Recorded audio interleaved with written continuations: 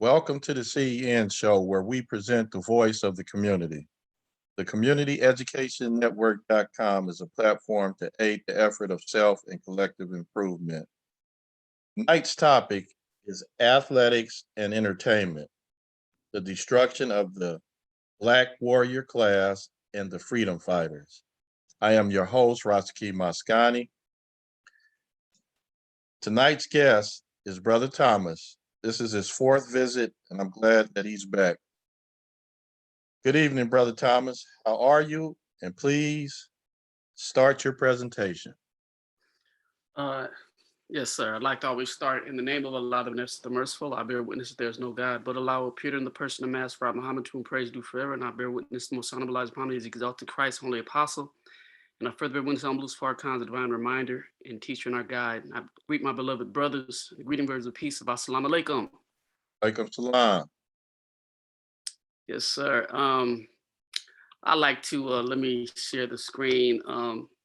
Get a little bit of background knowledge. I've been doing a lot of writing on my own as I observe and study, and I'm a student of life, student of the teachers Most Honorable Elijah Muhammad, but mainly a student of my people, just observing the times and what must be done. And I noticed that there, as a teacher in public education, athletics and entertainment, I'm constantly bombarded with students who are interested in focusing wholeheartedly on the profession of athletics and or entertainment. And those are the two doors that students most want to cross upon graduation. And I've noticed that a lot of the students who have chosen either one of those professions are, they're either don't really have a history of entertainment, drama or whatnot, or they're willing to put all their eggs in one basket in terms of dealing with the 1% odds that they'll actually make it to the pros. And a lot of them don't even have the grades to even make it to college. So I decided to further look into the issue and the matter, and I came up with this conclusion that athletics and entertainment is destroying the warrior class and the freedom fighters, Black warrior class and freedom fighters. And here is, a brief example of my of the beginning of my presentation, the cover. You have all the freedom fighters of back in the days. They lived modestly. Their focus was wholeheartedly on the people. They were willing to live for the people. They were willing to do whatever they needed to do to improve the condition of our people. They were called. They were like chosen divinely by the Creator, by the passion and love that they have for the people. And then we have our leadership has converted from passionate, selfless, modestly living brothers and sisters to a privileged class of well-to-do Black people that have slipped through the cracks, that Caucasians have claimed and have financed as safe. And now they're being hired to teach and indoctrinate the future generations on pursuing monetary riches and wealth, and casting aside any type of commitment towards improving the condition of the people in a whole. So I'd like to get into this presentation and see, what we think about some of the issues I brought to the table. First, I'd like to do a little bit of background information in terms of what a society looks like that creates leadership. A society where it doesn't look to pretty much, it has an individual, leader, but pretty much the leader is not is not rooted in just one person. It's a system of leadership. It has a system of leadership. Each level represents a system, and the systems work hand in hand to ensure that the whole is successful. This is an ideal African-centered social pyramid. Each class relies on the classes below and plays a vital role to help maintain the nation. That means that everybody's in cooperation. Everybody is a leader in their own right in their specific level. And we all come under one divinely guided, representative of that oneness in our leadership. All classes work together in a collective effort to maintain the whole. The ideal system develops harmony on all levels. The ideal system is evidenced by universal human advancement. So this pyramid wouldn't be effective if it did not have successful outcomes. And from generations of us having this similar social pyramid, Africans have produced the greatest civilizations, the most highly advanced civilizations, the most productive civilizations. They have produced systems that parented every structure of government, religion, education, spirituality all over the globe. That's how you could tell it was an ideal system. Ideal system. From the farmers and servants that maintain the public service of the community to the craftsmen, merchants, scribes, soldiers, government officials, and then the representative, the chosen representative of the people that was divinely chosen or guided, the pharaoh, the leadership. So according to the social pyramid, the social pyramid model of self-sufficiency, the community requires a social class hierarchy in the form of a social pyramid in order to maintain itself. Social pyramid consists of farmers, peasants, unskilled workers, farmers, craftsmen, artisans, merchants, scribes, soldiers, official nobles, and pharaoh or high leadership. I know I'm preaching to the choir. I know that my Baba Ra, this is something that you've taught for years on the social environment, structure, and governmental systems that ran our ancient civilizations that, like I said, fathered and mothered all the civilizations and governments of education throughout the world. I just want to lay the foundation for my presentation. Modern day social pyramid should consist of farmers, unskilled workers, arts, crafts, entertainment, skilled workers, businesses, owners, entrepreneurship, soldiers, politicians, officials, and leadership council, which is like the president. Each level plays a vital role in maintaining the community or nation. From bottom to the top, each level relies upon the preceding level. If the lower level of the pyramid crumble, then upper levels have no foundation to stand upon and therefore will collapse into oblivion as well. Everyone, regardless of their respective level, rank, or status, is not only as important as the other levels, but they are systematically connected and relying upon one another for survival. All levels rely on the leadership council to advise, lead, counsel, organize, maintain, and plan for the preservation and future of the people, of all other levels. So that's the leadership. I'm just breaking down each level right now, just to, like I said, lay the foundation. The leadership council needs the officials to observe the citizenry and guide for decisions to better meet the needs of the people. All levels rely on the soldiers to secure, protect, and the leadership and the government as a whole from any external threat and internal lawlessness. All levels rely on the skilled workers to maintain historical records, teach the citizenry, report the condition of the nation, and build and maintain infrastructure. All levels rely on the business owners and entrepreneurs to manufacture and sell goods to build a strong economic base. All levels rely on the arts, craft, and entertainment to maintain the morale and spirit of the nation through superior works of art, musical instrumentation, patriotic song and poetry, and the exhilaration of dance. All levels all our levels rely on the farm and the unskilled workers for food and public services. Every level relies on each other. And I wanted to make note of where entertainment is on this pyramid. Entertainment is not leadership. Entertainment is not the council, it's not the nobles or the government officials. Entertainment is not soldiers. Entertainment is not the skilled worker. Entertainments are not the business owners. Entertainments are in arts and crafts, and entertainment is like the close to the bottom of the pyramid. It's not entertainment is something that all of the community did to maintain the morale and the spirit and the patriotism of the nation.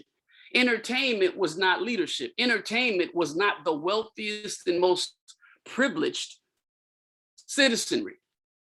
I just wanted to make note of that so we can look at some of these other social pyramids and see what is the inconsistency as it relates to the ideal social pyramid of old.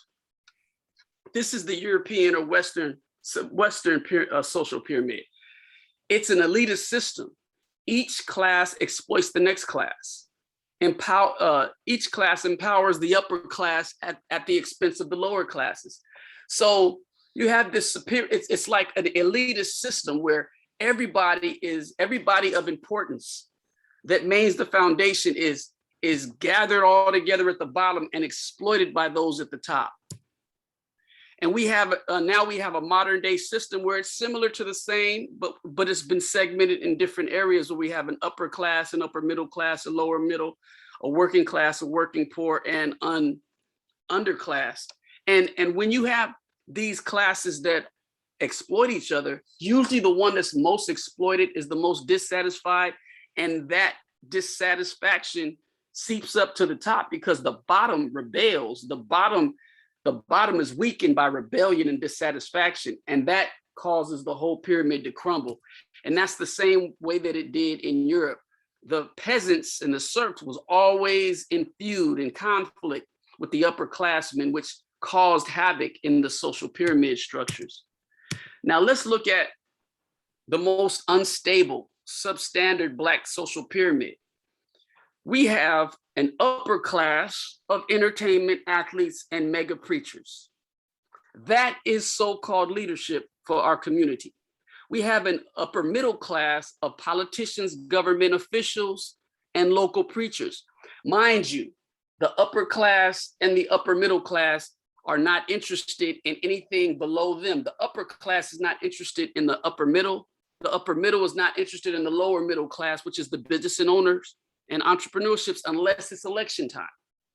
The working class, professors, teachers, federal, state personnel, and skilled workers, every segment is isolated and only interested in its own section.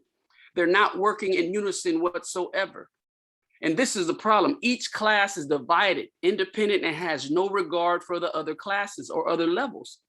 Elitist upper class has no sense of responsibility for the class below. And that's where our athletes and entertainers and mega preachers fall.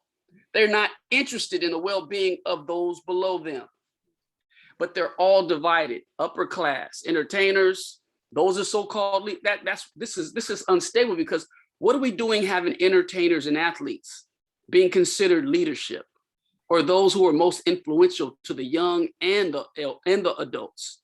We have an upper middle class, like I said, it's politicians and governments that work for the government, that conquered our people, that enslaved our people, that is enslaving and brutalizing our people. So the upper middle class is not even loyal to anybody in this pyramid. They're all fighting to try to be upper class themselves. Lower middle class business owners and entrepreneurs are struggling. They're struggling to make ends meet. They're struggling to capitalize on a dwindling Black population that has limited patriotism of their businesses. Working class professors, teachers, federal workers, we all work for the state. We all work for the state that represents the government that has conquered, subdued, enslaved, brutalized, and exploited us. The poor working class and unskilled worker is struggling to survive, is exploited class. And like I said, each individual level pays little to no attention and cares about the other levels. The underclass, social program dependent, extremely poverty stricken, mass incarcerated, street hustlers, so-called gang members. Look at this structure. This is a social pyramid of self-destruction. This is the pyramid that we're supposed to be producing leaders, freedom fighters, warrior class to protect our community. This is the pyramid. And the way it's going the pyramid shows that we are not qualified. And when we're not qualified to produce leadership, our warrior classes we don't even have a soldier. Where's the soldiers at? All the other, the previous two social pyramids had soldiers. They had an army. We don't have an army to protect us, let alone have a warrior class to train and teach and maintain the integrity of the pyramid. So I wanted to set that foundation. So I believe the warrior class is rendered useless by sport and play. Because look at our pyramid. We hold the warrior class as an elite class. Warrior class or athletes and entertainers are considered elite to us, privileged. They have influence over the masses, over the young, over the old. They're what we see, and they're who we fashion ourselves. They're the trendsetters of our society. I believe that the warrior class, due to sport and play, the Black warrior class is rendered useless to the struggle for the following reasons. Sport and play renders the warrior class that has been created to protect and preserve our people and the Black nation overall useless to the struggle. In Africa, athletic games were originally used to teach and train the warrior class. They were used for the purpose of righteous competition, to test and refine warfare tactics, exhibit fighting skills, and determine one's strength, reveal weaknesses, and identify needed improvements. Today, the superior prowess of the warrior class of former Africans in bondage are being exploited for the sole purpose of entertaining the descendants of their former slave owners. Instead of fighting for the preservation of the Black nation from the threat of an open enemy, the warrior class seeks the approval, accolade, and reward of said mortal enemy. Instead of fighting for freedom, justice, and equality, the warrior class pursues worldly aspirations such as, but not limited to, monetary security, national popularity and notoriety, bragging rights, a trophy, a ring, or some shiny reward. As freedom fighters, entertainers played a major role in the preservation of and sanctity and harmony of the Black nation as well. Entertainers were used to protect and record the history of our culture through song and dance. Entertainment uplifted the spirits of the citizenry during challenging times. They taught moral lessons to future generations, instilled universal pride, and promoted national patriotism, all while heightening the morale in times of war.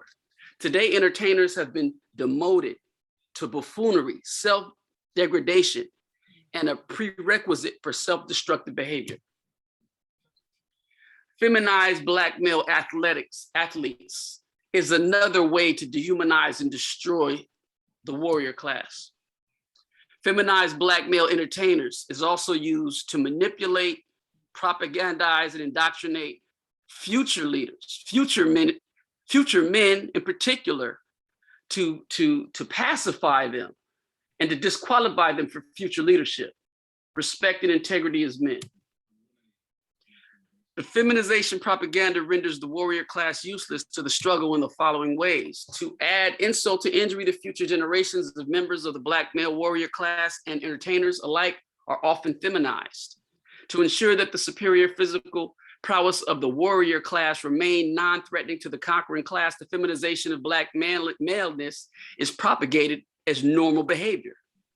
Not only has the members of the Black warrior class sold their soul to the highest bidding white owner of the athletic franchise, but the brute strength of athleticism of the once savior of his people is being used as a pawn to indoctrinate feminine behavior among growing adolescent male youth as well. Black athletes and entertainers in interracial relationships is another way to destroy the fabric of the Black family and render anybody in an interracial relationship obsolete to the struggle and the movement for freedom, justice, and equality of our people.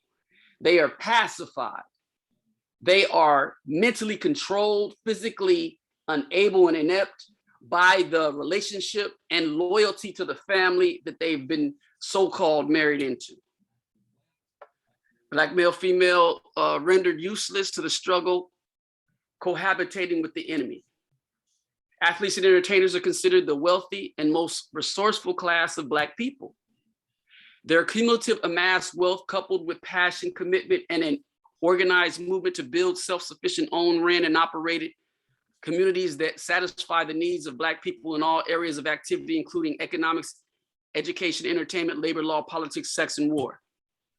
By choosing to cohabitate with the enemy, the Black wealthy class is rendered useless to the struggle. Cohabitation with the enemy results in all their wealth, influence, and resources going right back into the hands of those who historically, currently enslave, brutalize, and exploit Black people to maintain the racist status quo. Athletes and entertainment, I think athletes and entertainers become loyal retainers and obedient defenders of the children of their former slave owners and modern day brutalizers. Athletes and entertainers become pawns of racist America while being rendered useless to the struggle. Another way that I've identified this is Black entertainment minstrel characters and buffoons. We are made minstrel characters. Buffoons, our Black entertainers are made minstrel characters and buffoons. Our Black entertainers are also subject to immature behavior that leads to death and gang violence. Psychologically and intellectually immature entertainers renders our people, our entertainers and athletes useless to the struggle as well. Black athletes and entertainers tend to be very immature. Their focus on physical prowess at the expense of mental and intellectual and spiritual awareness tends to arrest the development, adult maturation, and cultural consciousness. They may be biologically mature, male or female, while psychologically immature and childish in nature. Lack of maturity is evidenced by the constant satisfaction of one's impulses and the overindulgence of physical stimulants such as sex, drugs, alcohol, partying, food, multiple cars, multiple clothes, lavish homes, jewelry, strip clubs, and expensive vacations. Black athlete injuries that render themselves useless to the struggle. They're injuries. By the time an athlete is done playing sports, they are so broken physically and psychologically that they are useless. They can't even defend themselves, let alone defend their family members if ever their family were in danger. Some of them cannot run. Some of them can barely walk. Some of them have major concussions that cause major pain to the point where they're either taking illicit drugs to subdue the pain or even commit suicide to get rid of the constant pain that's barraging their head from being constant exposed to concussions during their careers. Entertainment-related injuries render useless to the struggle of our athletes.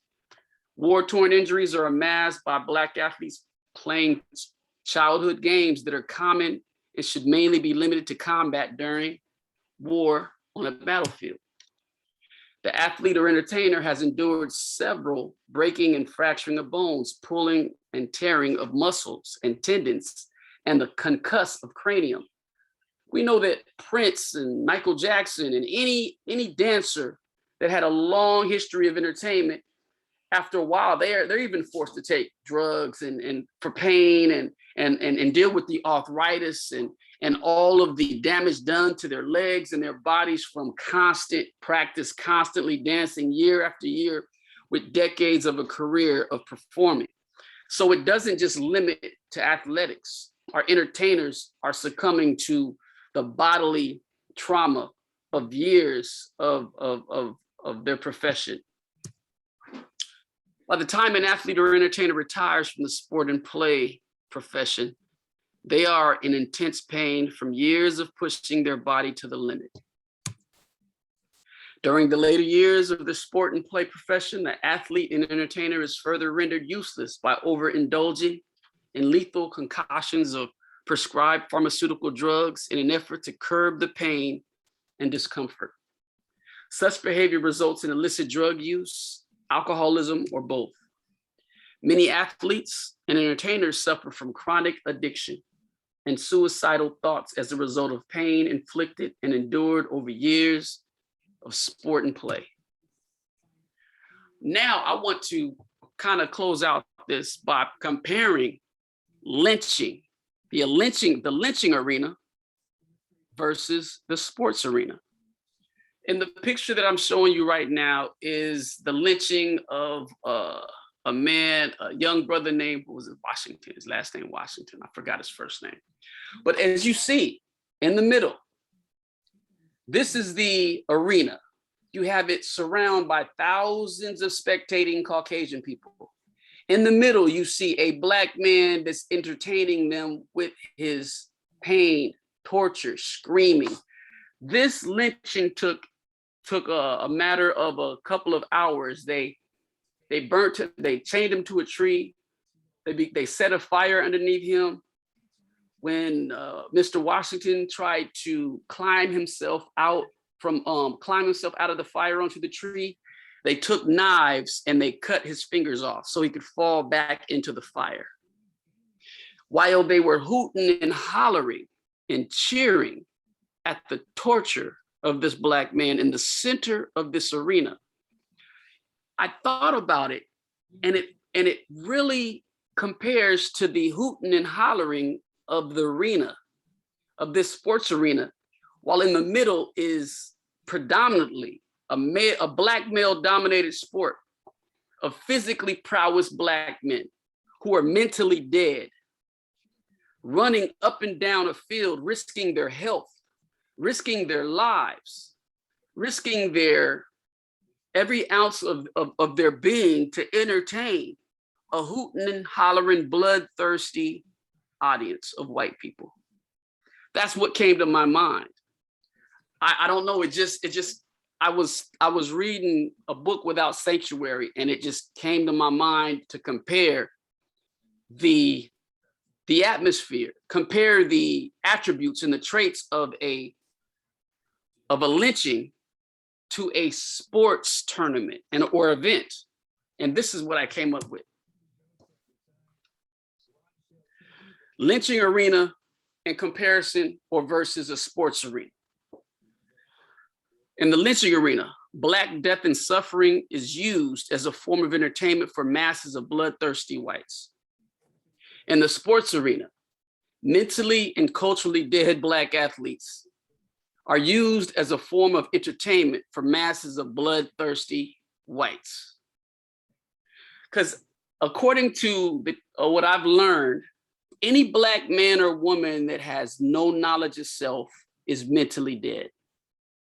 If you have no knowledge of yourself, no desire to know your spiritual, mental, cultural mores, forays, no desire and no knowledge of self, you are a walking dead person. You are a zombie. You are a walking, easily influenced, pretty much, to me, you're a walking representation of a slave. Mentally dead, but physically alive. The second commonality, all media outlets are used to advertise events of a lynching. All media outlets are used to advertise a sporting event. In the lynching arena, in the lynching, whites cheer, hoot, and holler in enjoyment as Blacks suffer and fight for dear life. In the sport arena, whites cheer, hoot, and holler in enjoyment as Blacks fight one another at the height of competitiveness. Lynching arena, Blacks are at the center of an arena surrounded by thousands of white onlookers. Sports arena, Blacks are at the center of an arena surrounded by thousands of white onlookers as well. Lynching arena, souvenirs are collected in remembrance of the event. Sports arena, souvenirs are also collected and sold in remembrance of the event. Lynching arena, pictures are taken as souvenirs and used to record and document the event. Just like in the sports arena, pictures are taken as souvenirs and also used to record and document the event as well. In the lynching, media outlets are used to record results of the success of the event or the lynching. Just like in the sports arena, sports events, media outlets are also used to record the results of a successful event as well. Lastly, at the conclusion of the event, Black victims will suffer irreparable injuries to the body, including dismemberment or even death at the end of a lynching. And though over a period of time, at the end of the career of the Black athlete, the victim will suffer irreparable injuries to the body that may even lead to death as well. Those, I think that it's not a coincidence that there's so many commonalities as it relates to a lynching and a sporting event. It's not a coincidence. Just as a pictorial example, again, we have a lynching surrounded by a whole bunch of bloodthirsty Caucasians.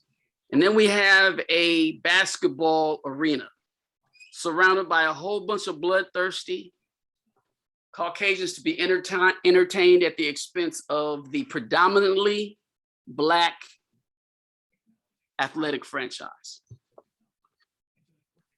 We also have another example of a lynching surrounding two brothers in the center, surrounded by two brothers in the center, surrounded by onlooking, bloodthirsty Caucasians. And we have a boxing arena with two brothers in the center, surrounded by a whole bunch of blood.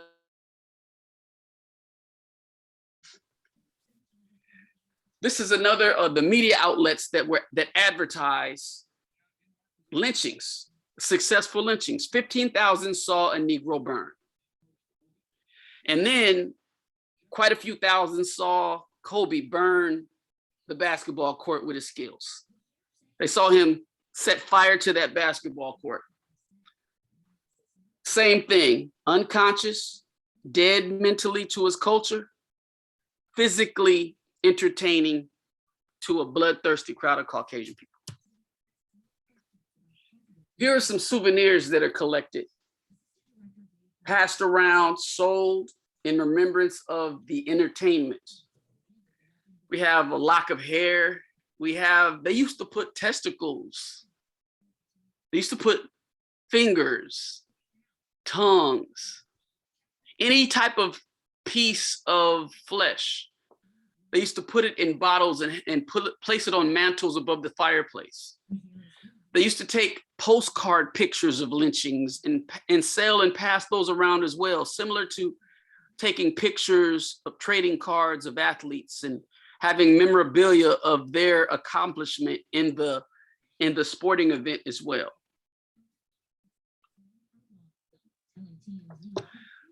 There's a few Black athletes of today who are standing up for something, but they're so far and few in between. It's almost ridiculous. The ones that I can pick out are just like 4. So, and there might be more in our time, but these are the ones that stand out. Colin Kaepernick, Kyrie Irving, Dave Chappelle, and Monique. They're the ones that stand. I don't see any. If you please correct me, if you can add some more to this list. Today, very few, if any, athletes and entertainers are willing to sacrifice the comforts of the menial wealth, white approval, reputation, and fame offered by racist America for a cause greater than their ill-gotten worldly spoils. Only a few athletes and entertainers come to mind that have exhibited such integral fortitude. Colin Kaepernick was willing to sacrifice millions of dollars, including his career, for the cause of making the world aware of the disproportionate murder of Black people at the hands of the police. Monique would not compromise her integrity and instead risk being blacklisted after publicly outing being exploited by some Black powerhouses in Hollywood. Dave Chappelle not only walked away from $60 million instead of being a minstrel for Comedy Central, he is currently willing to go head to head with the LGBTQZP plus community for exercising his First Amendment right of free speech. Kyrie Irving is willing to sacrifice millions of dollars and perhaps his career to exercise his freedom to control his body and health, a right that women are fighting for today concerning the right for them to abort and kill an unborn child. So, based upon my presentation, by limiting access to wealth, influence, and resources to those former Africans in bondage who choose to sell their soul to entertainment, America has successfully rendered the warrior class and freedom fighter useless to the struggle for freedom, justice, and equality. That's my presentation. I'd like to get anybody's response, input, critique. What do you think about the information that I've given? Do you have any questions about it, or what I pose the any comments and questions to the floor? Okay, I'm going to go around the panel.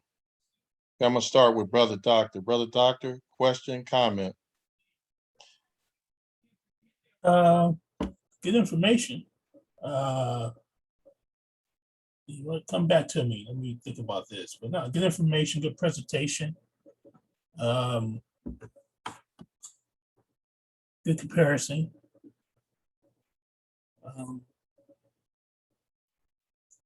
The last, go back to the one slide before you're showing the people. Yeah, that one there. Let me ask this question. No, the one here. Go ahead. That one. You go with the pictures.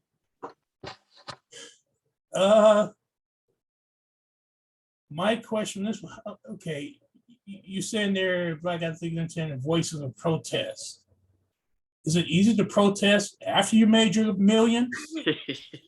Or where would they be at if they protest before they got their first check? But yeah, I mean, good point. Nothing I can say. Go ahead, Roski, go around and just come back to me. Good presentation, brother. You're always thinking outside the box, man. So, presentation. You got me. I don't think I can say, man, is what I said before. You know, you're talking about the athletes and the entertainers, the relationships. Only thing I always said before, man, are all those people happy? Are they happy playing, singing, dancing, putting on the dress? You know, they're going to eat for them and their family. Are they happy? If you can put up some pictures, man, of people putting on dresses and not happy, I would kind of like, okay, there's an issue. But if they're happy, man, in their own self, and like you said before a few shows ago, they don't have to think like you, brother. I mean, I understand where you're coming from. I got it, but hey, man, these guys, everybody should have the right to live the way they want to live. If a guy wants to put on a dress and make millions and millions of dollars, and another guy wants to go and pick up cans and try to collect, $30-40 a week because he didn't want to put on a dress. If he's happy, man, I can't, before I was like that, but now, man, I look at it. If they're happy, man, hey, that's your thing. It's not my thing.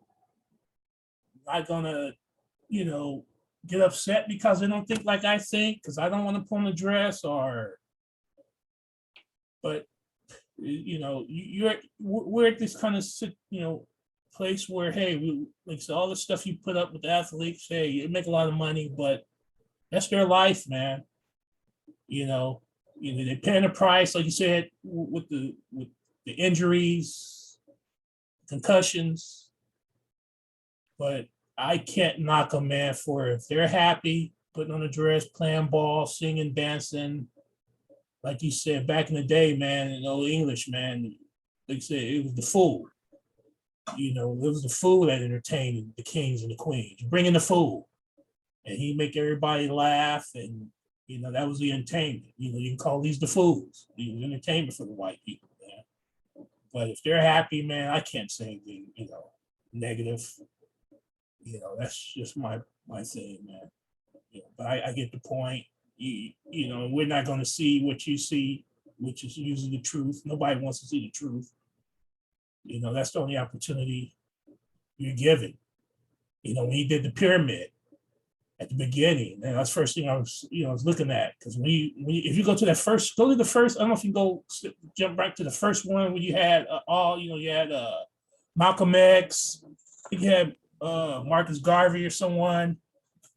You had all these great leaders. Then you had the athletes. Mm-hmm. You know, yeah, that one there, the top one there. You had the freedom fighters. What other opportunities did they have, man, in life back then? They have the same opportunities as all those athletes down here in that right-hand corner to make money.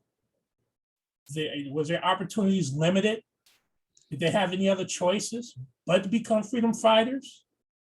Because I'm pretty sure everything was segregated. You had the Negro Leagues, you go back further than that, you wasn't able to make as much money as now. Entertainment, like I just saw, I think they was talking about the other day, you know, where, brother was saying, you know, Sammy Davis Jr. was performing at certain clubs and hotels and he couldn't even stay there. You know, all those freedom fighters, you know, our heart, our soul right there. What other opportunities did they have? You know, Martin Luther King, you know, Malcolm X, were they ever given the opportunity to make $10 million? Were they, you know, to put their skills up to make a lot of money? You know, so that's where I'm at, man. You know, so you have no opportunity, you become a warrior, you become a freedom fighter when you have opportunities. You know, that's my thing. Yes, sir. Yes, sir. All right. Thank you, Brother Doc. Can you respond to that? Yeah, definitely. Okay. Well, one thing I do know is a lot of our leaders, like, you know, like Martin Luther King, all these elites who took a stand. They, you know, I know that Malcolm was offered. He was offered an opportunity to go to Africa. I mean, they actually offered him like a chance to stay in Africa and like, lead us in Africa. We will finance you to stay here and lead us here in Africa when he visited Africa. A lot of our elites, I'm pretty sure with their acumen, with their superior minds, you know, Amadou Farrakhan was a calypso entertainer back then. Very, very popular.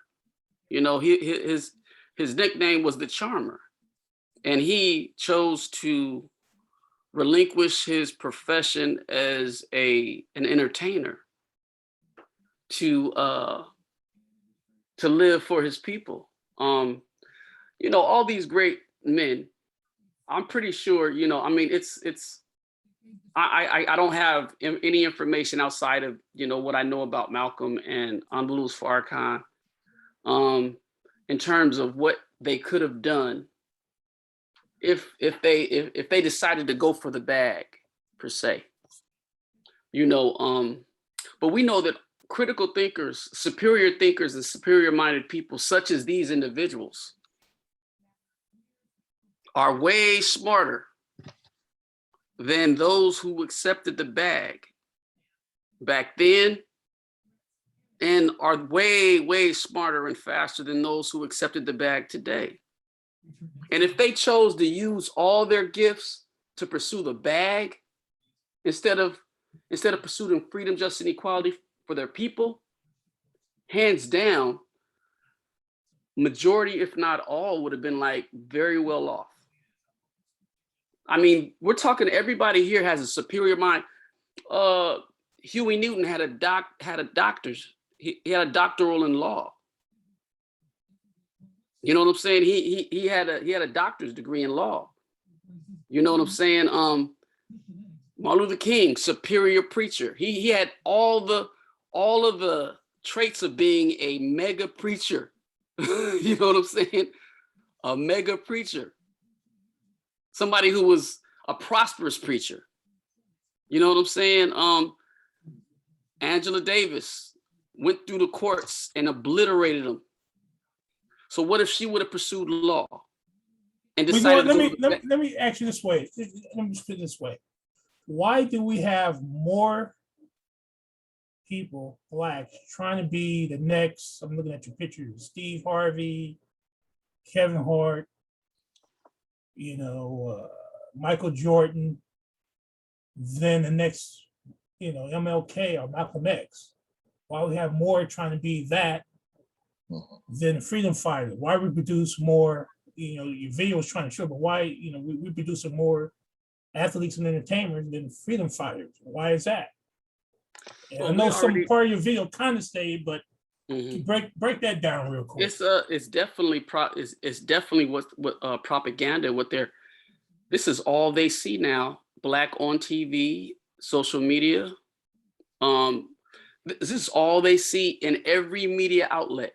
Every way in which we are exposed, this is what they see. Back in the days, remember what we see those documentaries with Malcolm and those were the black people we saw on TV. We saw, the hate produced with Malcolm X. We saw so many, they put Martin Luther King on TV. They put all the, that's what we saw back then. Now they've replaced it with these buffoons, with athletics, with all the stuff. And think about it.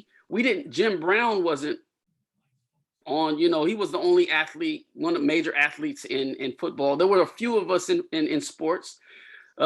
Jackie Robinson, we weren't saturating the airwaves. Now we're saturating it. We're every sport, every major sport, from football, basketball, baseball. We're there. We're in the forefront. Now we have other forms of entertainment. Music, hip hop, all these other forms of entertainment, of putting black people on the billboard of entertainment and buffoonery and athletics. That's all our youth see. Remember, the youth is what determines the direction the future or the next generation goes. And they're being taught and trained by what they see on television, hear on the radio, scroll and look on their computers and cell phones. That's all we see. That's all we see. Think about this, Brother Doc. If they can convince our youth to be sympathetically supportive for anti-sexual behavior based upon social media and what they put on television, they make our youth okay, our males okay with being feminized. They make our youth okay with practicing a death style that diminished the population and the positive, the preservation of traditional family values. They've all done this by television. They've done this by the educational system. They've done this by social media. They've done this by the internet. This is what society is teaching us now. And the problem is we're integrated into this. We're integrated into the public schools. We're integrated into a system of indoctrination and propaganda. Segregation protected us and insulated us from that. It insulated us from it. We had our own schools, our own teachers, our own businesses. We had our own, we patronized we had our own movie theaters. We had our own clubs where we entertained each other. And they broke all that up and integrated us into a society where they control the narrative. And this bottom right picture is now the narrative. When do we hear about Marcus Messiah Garvey, Huey Newton, Malcolm X, Elijah Muhammad, Fred Hampton, Martin Luther King, Stephen Biko, Mandela, Lumumba, Patrice Lumumba, Farrakhan? Angela Davis, February. And guess what? We don't hear, we only hear about Martin Luther King in February, Malcolm X in February. We really don't hear about Marcus Messiah Garvey, Elijah Muhammad, Huey Newton, Fred Hampton, Lumumba, Stephen Biko. We hear Mandela, but not the old Mandela. We hear about the new post 27-year prison Mandela. February. That's my response, brother. All right. Thanks for that. Thank you, Brother Doctor. Let's go to Brother Mashinda. Brother Mashinda. Yo, hey, good evening. Brother Thomas, good evening. Good evening, big brother. Yeah, just want to thank you for your presentation. Well done, very clear. You provided like a schematic or a framework of, what's going on. It's a big piece, that tells the story, tells it, you put it together really well and very well understood. So I'd like to commend you on that. I understand exactly what you're saying, and like I say, no comment tonight. Just thank you for your presentation. Alhamdulillah. Thank you, brother Mashindi. All right. Okay, Sister Aziza.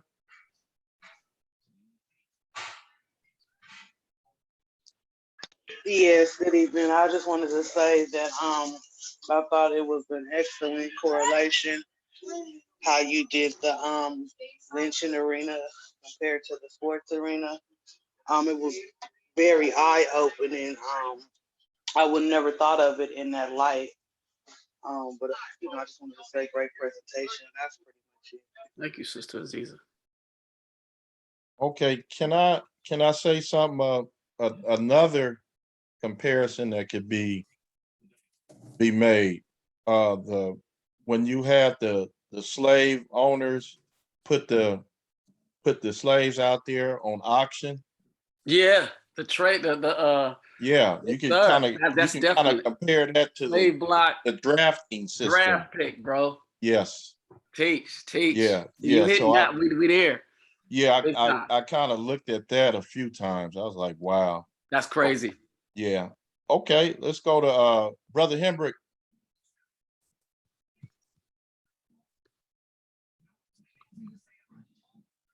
Brother Joe, are you there?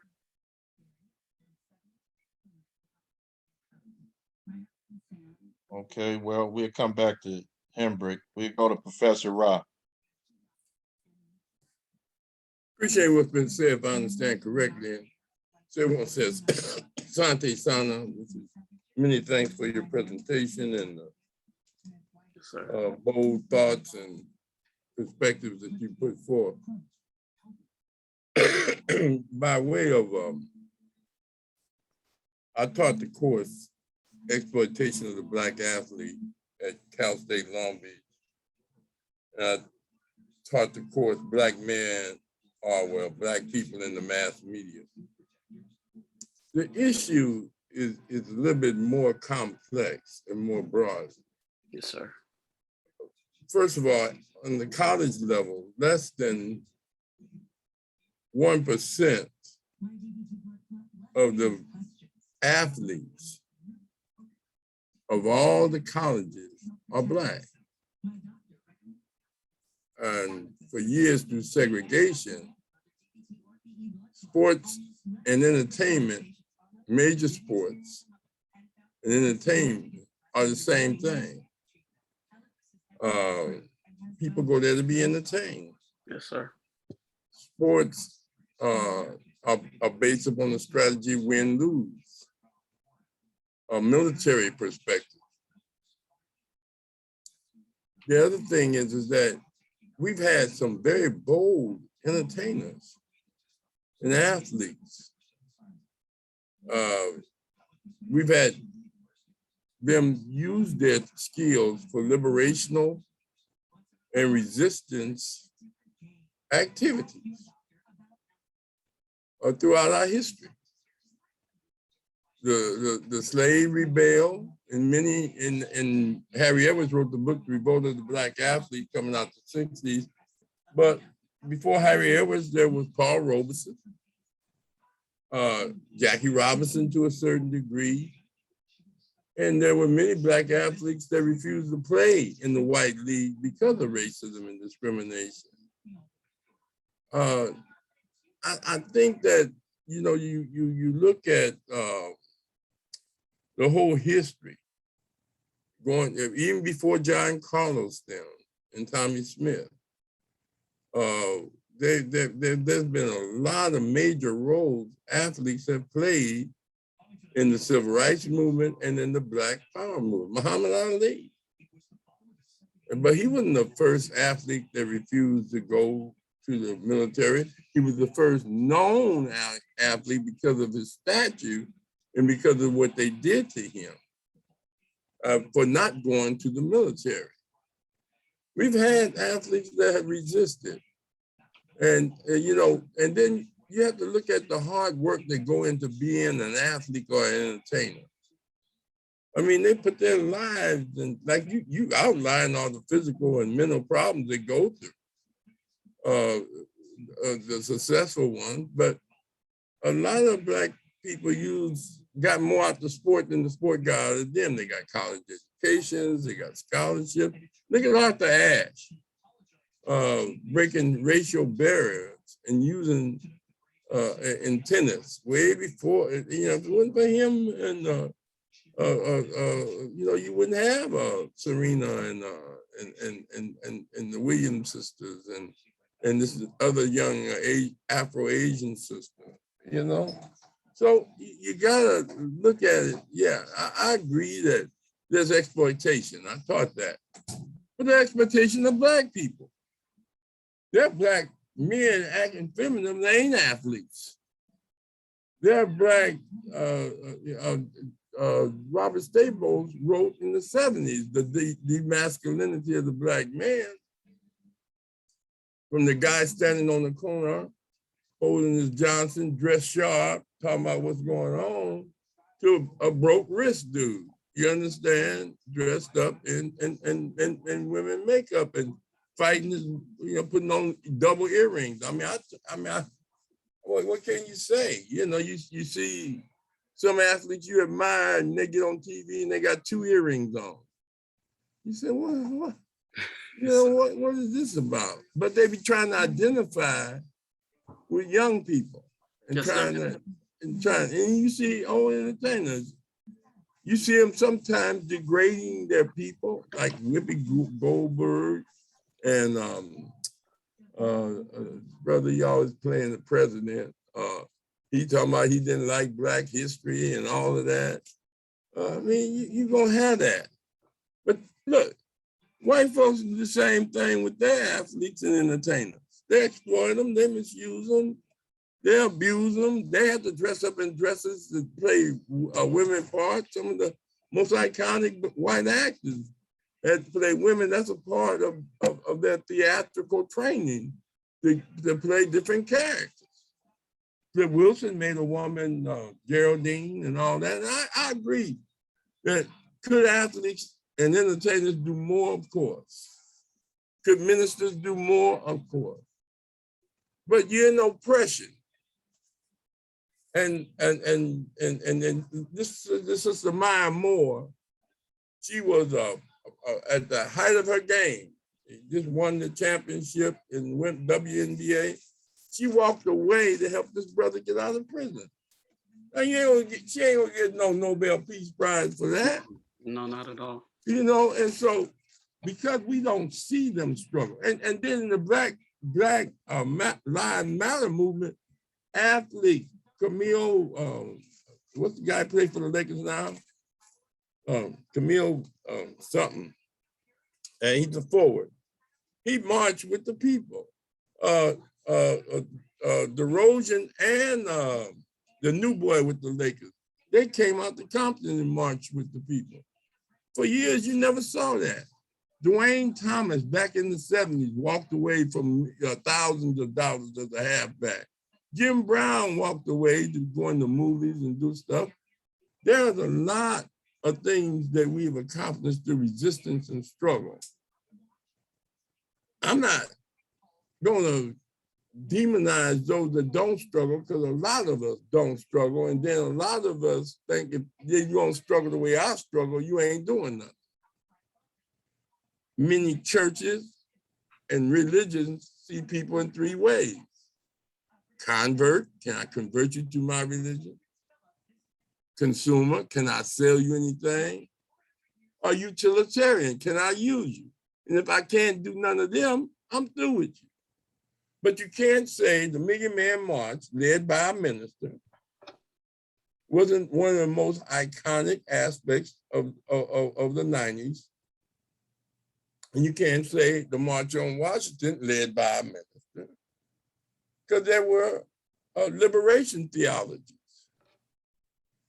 Reverend Wright, you know, that Obama went to his church, he married him and named their kids and all that. Church of Imani, Reverend Stalin broke away from the Catholic Church. There's always been a lack. We're a minority in this country anyway. And you know, white, the middle class Black person is a misnomer, because there's no Black upper class that produced the middle class. What you have is a Black working class that white folks say they got medium income, medium education, but at the same time, they're not accepted. And when they get discriminated against, even though they be denying their Blackness, until they get discriminated against. Even Clarence Thomas said, I'm being electronically lynched. And as far as the lynching, yeah, some of the lynchings were entertainment, but most of them was Black people getting shot in the back or lynched and thrown in a river. Some were entertainment, I agree. They didn't have radio and TV at that time. You know, white folks came out eating popcorn, that was a big thing. The struggle is a continuous struggle. I think that, yes, could more athletes donate? I mean, look at the beautiful things that Nina Simone wrote. You look at the outstanding music of, at one time, James Brown, and a message in your music. During the 60s, The Temptation came out with Message to a Black Man. Curtis Mayfield came out, We a Winner, Keep on Pushing. Because the people, right, the athletes and entertainers will be stronger if the masses were stronger.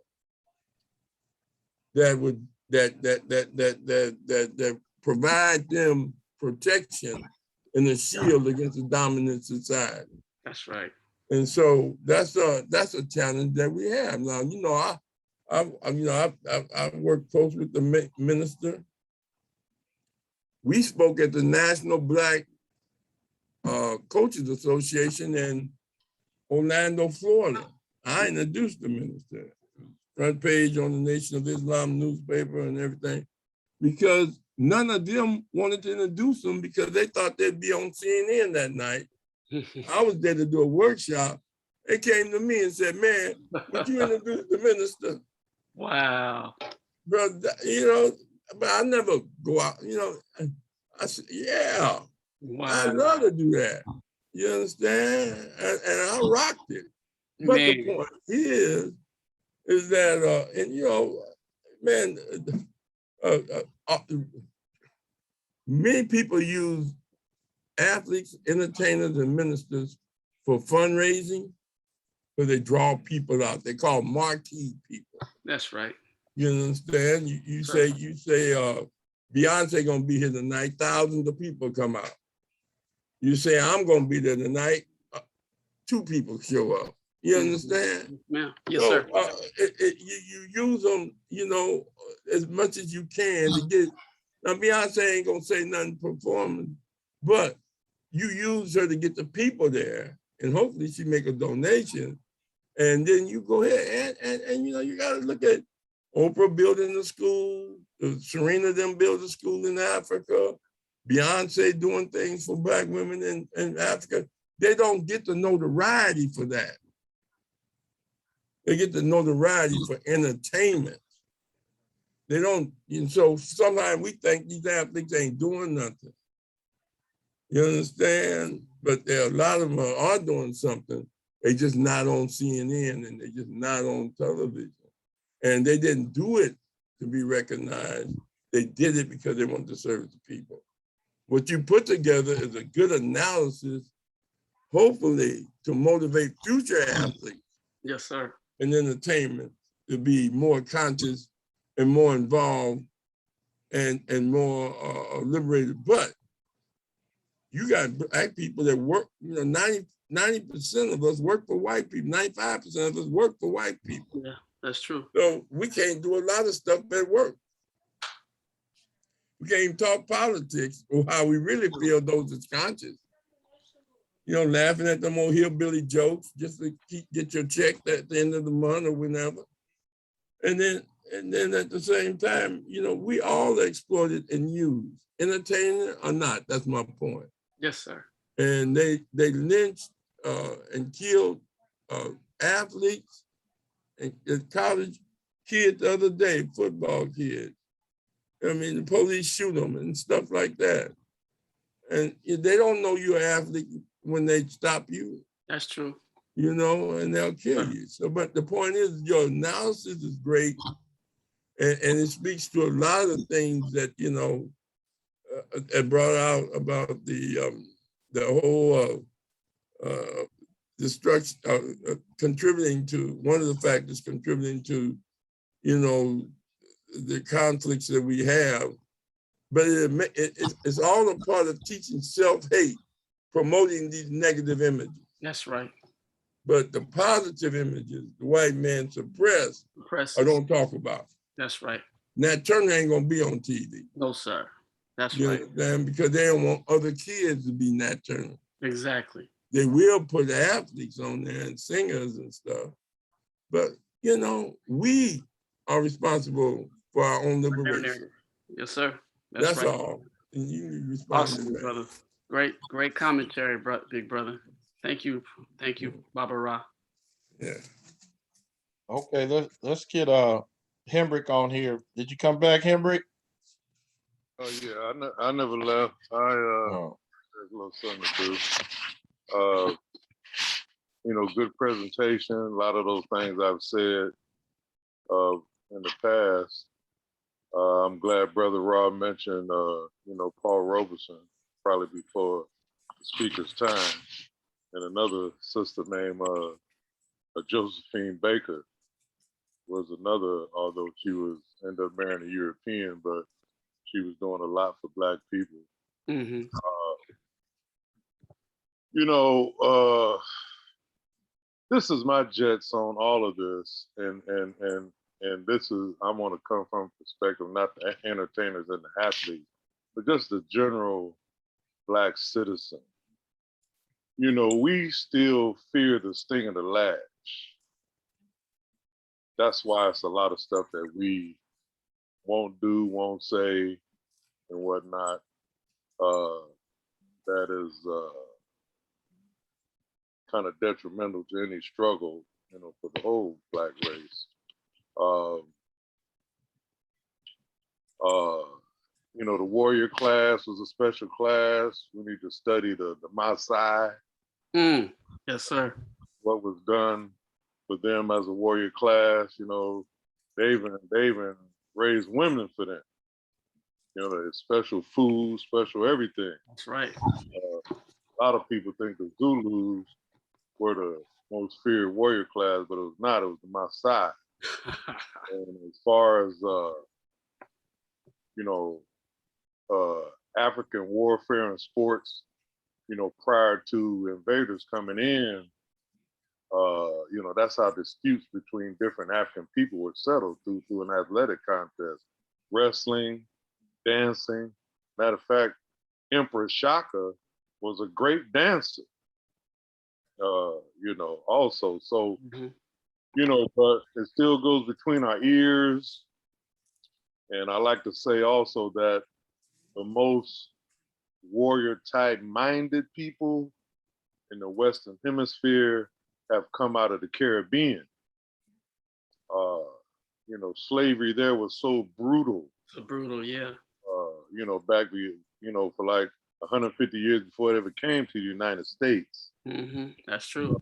And those folks that came to the United States from those areas are the ones who led some great movements like, Marcus Messiah Garvey. And I credit Mhm. him and Malcolm with my top two is, being in it for the cause. Garvey collected millions and never spent none on himself, what the movement did. There was a lot of corrupt people within it. And then Malcolm being offered, all those millions to start a separate a Muslim entity, when he left the nation, and refused it. So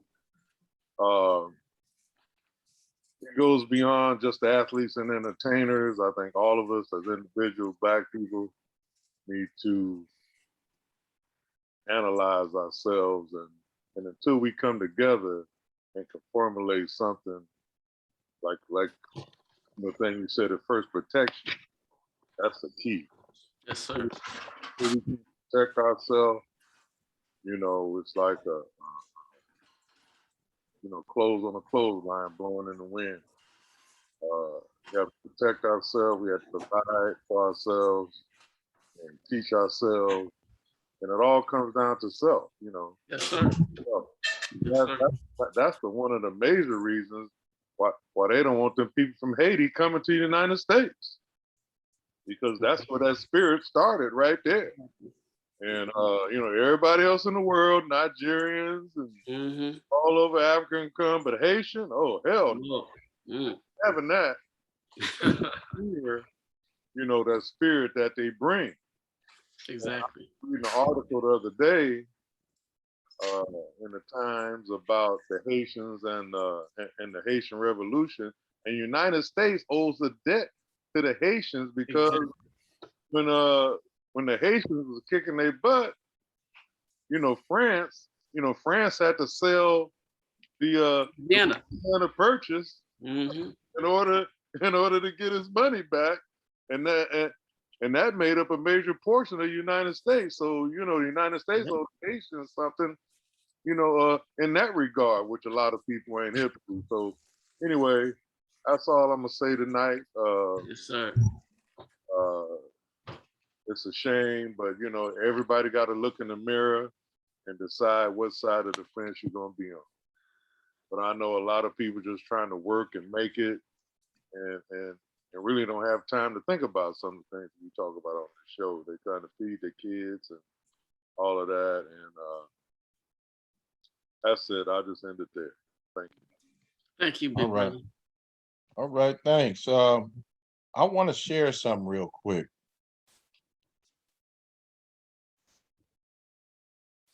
We were talking about a few, we had segregation, and then we had the first. On the website,